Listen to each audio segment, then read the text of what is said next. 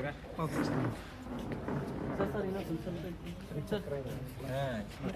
ಇದ್ರೊಳಗೆ ವಿಶೇಷತೆ ಏನಂದ್ರೆ ಶ್ರೀಚಕ್ರ ಎಂಬ ಅಕ್ಷರದಲ್ಲಿ ಶ್ರೀಚಕ್ರ ಇದೆ ನೋಡಿ.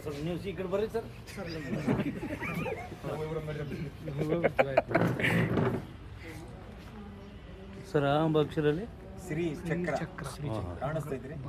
ದೇಶದಲ್ಲಿ ಎರಡನೇ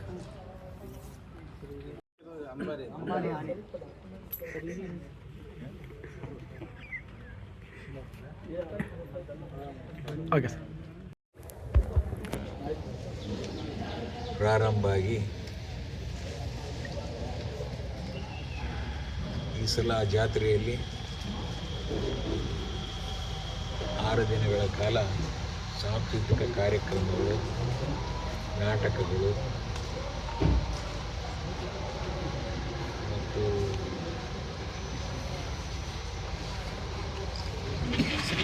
ಸಂಗೀತ ಕಾರ್ಯಕ್ರಮಗಳು, ಜೊತೆಗೆ ವಿಶೇಷತೆ ಏನಂದರೆ ಮೊದಲನೇ ಬಾರಿಗೆ ಅಂಬಾ ದೇವಿಯ ಅಂಬಾರಿ ಕೂಡ ಈ ವರ್ಷ ಪ್ರಾರಂಭ ಆಗುತ್ತೆ. ಮಾನ್ಯ ಮುಖ್ಯಮಂತ್ರಿಗಳು 2 ಗಂಟೆಗೆ ಸಿಂಧನೂರಿಗೆ ಆಗಮಿಸ್ತಾರೆ. 2 ಗಂಟೆಗೆ ಮಧ್ಯಾಹ್ನ. ಹೆಲಿಪ್ಯಾಡ್ ಎಲ್ಲ ಇಲ್ಲಿ ಹಳೆ ಹೆಲಿಪ್ಯಾಡ್ ಅಮ್ಮ ಮಾಡ್ತಾರೆ ಅಲ್ಲೊಂದು ಹೆಲಿಪ್ಯಾಡ್ ಮಾಡಿದ್ದಾರೆ. ಆಗಮಿಸಿ 2ರಿಂದ 2:30ವರೆಗೂ ಮನವಿ ಸಲ್ಲಿಸ್ತಕ್ಕಂಥ ವಿವಿಧ ಸಂಘಟನೆಗಳು ಬೇರೆ ಬೇರೆ ವಿಚಾರದಲ್ಲಿ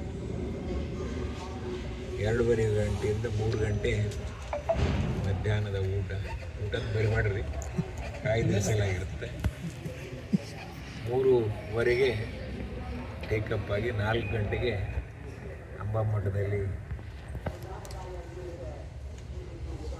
ಅಂಬಾಮಠಕ್ಕೆ ಬಂದು ಸುಮಾರು ಒಂದು 400 ಕೋಟಿ ರೂಪಾಯಿ ಅಂದಾಜು ಕಾರ್ಯಕ್ರಮಗಳನ್ನು, ಬುದ್ಧಿ ಪೂಜೆ, ಉದ್ಘಾಟನೆ ಕಾರ್ಯಕ್ರಮಗಳನ್ನು ನೆರವೇರಿಸ್ತಾರೆ. ತದನಂತರ ಸರ್ ಯಾವ್ಯಾವ ಕಾರ್ಯಕ್ರಮ? ಶಿಕ್ಷಣ ಇಲಾಖೆ, ಹಿಂದುಳಿದ ವರ್ಗಗಳ ಇಲಾಖೆ, ಲೋಕೋಪಯೋಗಿ ಇಲಾಖೆ,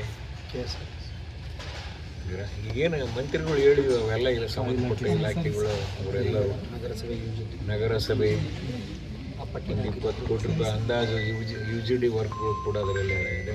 ಅತಿ ದೊಡ್ಡದಂದರೆ ಆ ಭಾಗಕ್ಕೆ ಮುಖ್ಯಮಂತ್ರಿಗಳು ಕಾರ್ಯಕ್ರಮ ಹಿಡಿಸೋದಕ್ಕೂ ಒಂದು ಕಾರಣ ಇದೆ.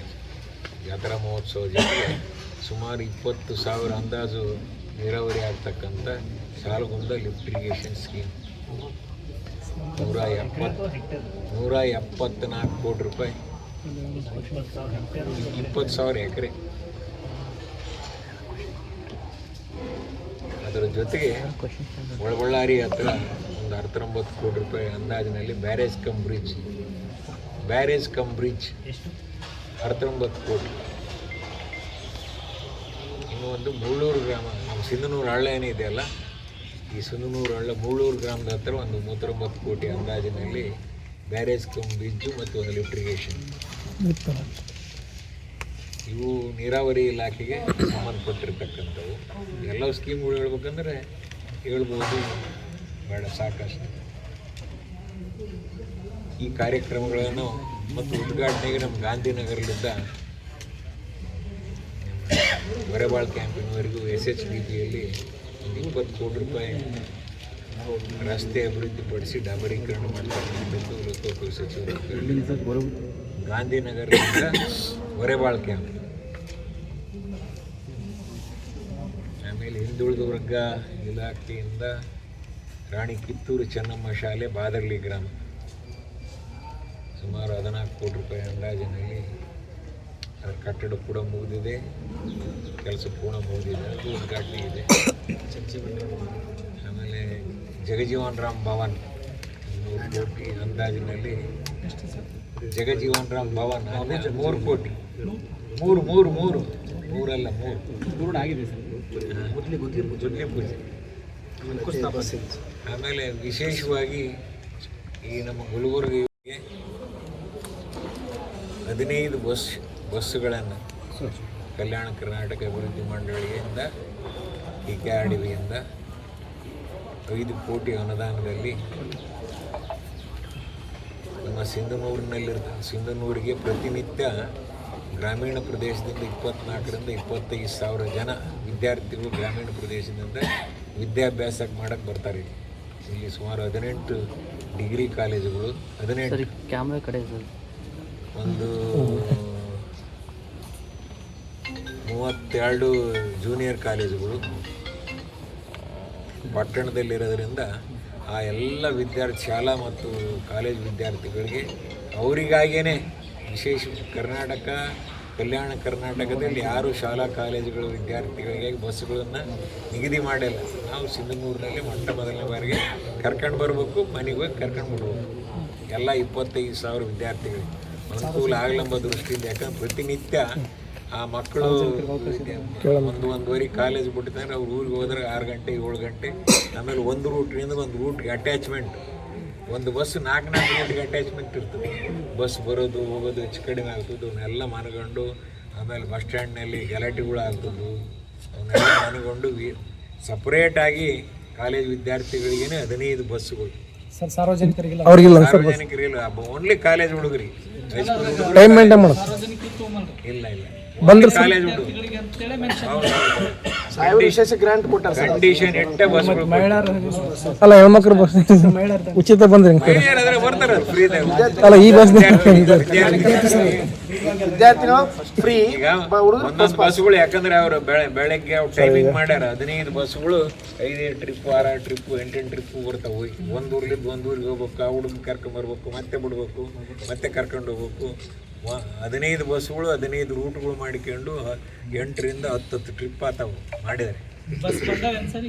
ನಾಳೆ ಅದೇ ಓಪನಿಂಗ್ ಅವತ್ತೇ ಅಲ್ಲ, ಓಪನಿಂಗ್ 3ನೇ ತಾರೀಕು ರೆಡಿ ಇದೆ ಬಸ್.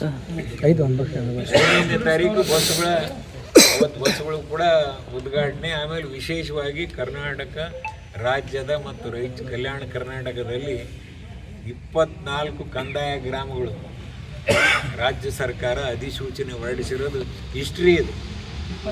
24 ಸಿನ್ನೂರು ತಾಲೂಕದಾಗ ಒಂದೇ ಎಲ್ಲ ಅವ್ರ ಪ್ರಪೋಸಲ್ ನಾವು ಯಾವ ಕಳಿಸಿದ್ವಿ ಅವನ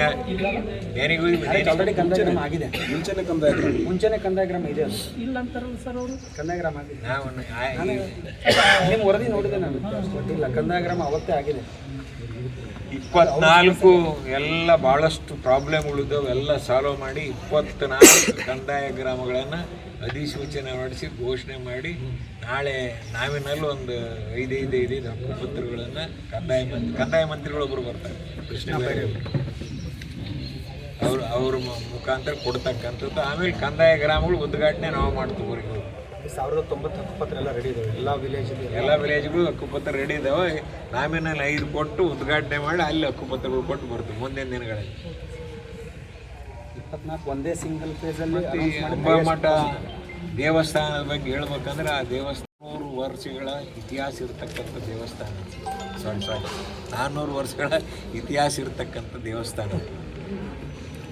ಇನ್ನು ನಮ್ಮ ಆ ದೇವಸ್ಥಾನದ ಇತಿಹಾಸವನ್ನು ನೋಡಿದಾಗ ಹರಿವಾಣಂದಿಂದ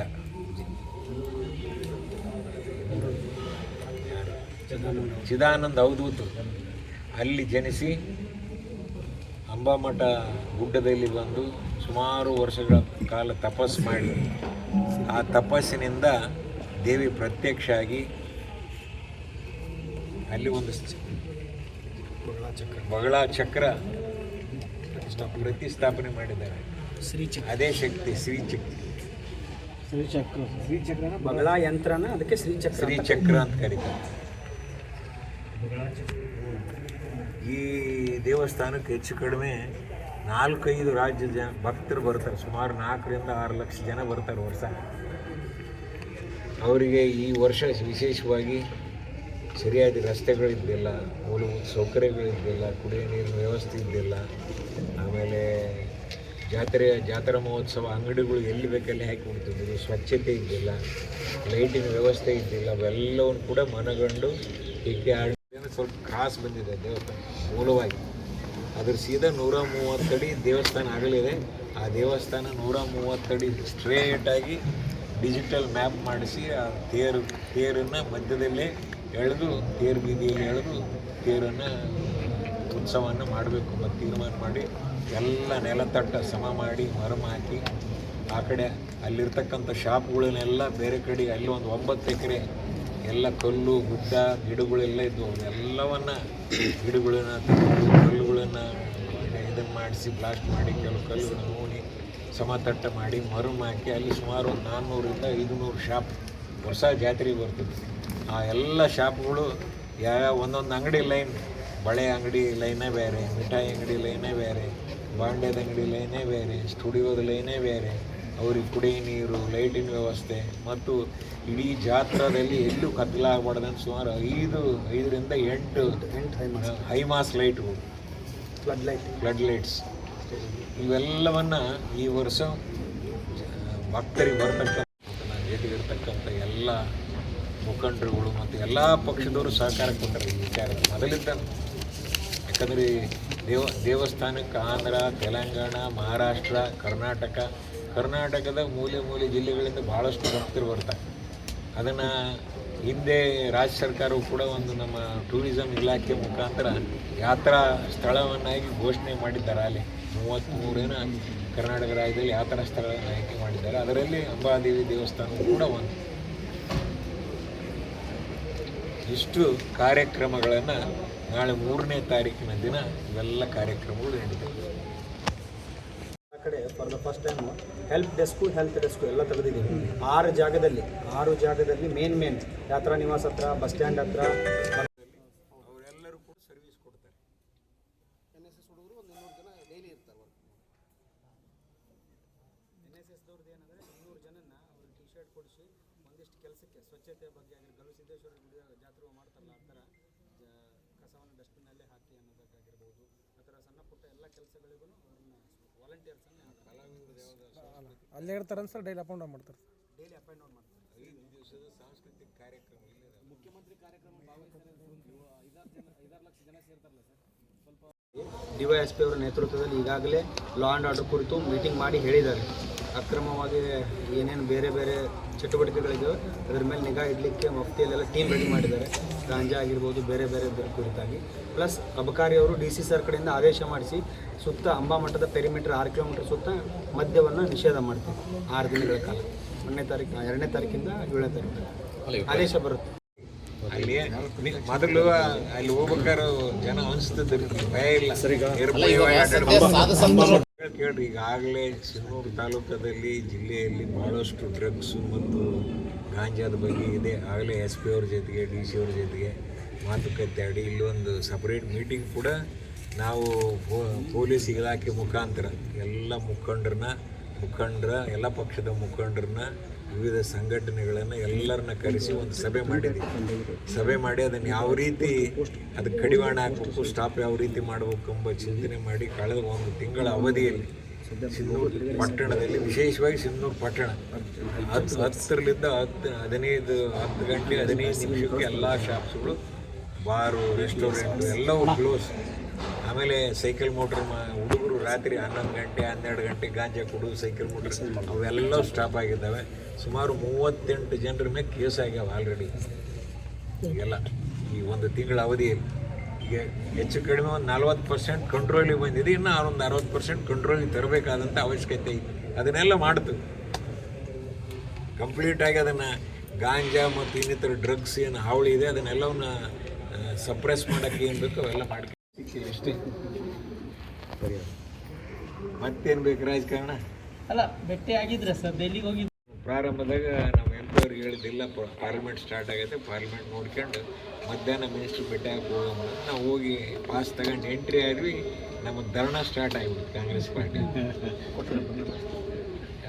ಇದು ನರೇಗಾದ ಸ್ಟಾರ್ಟ್ ಆಗಿ ಗಲಾಟೆಯಾಗಿ ಒಂದು 2-3 ತಾಸು ಪಾರ್ಲಿಮೆಂಟ್ನ ಹೊಸ ಪಾರ್ಲಿಮೆಂಟ್ ಹಳೇದಂತೂ ಭಾಳ ಪ್ರತಿನಿತ್ಯ ನೋಡ್ತಿದ್ದೆ ನೋಡ್ರಿ.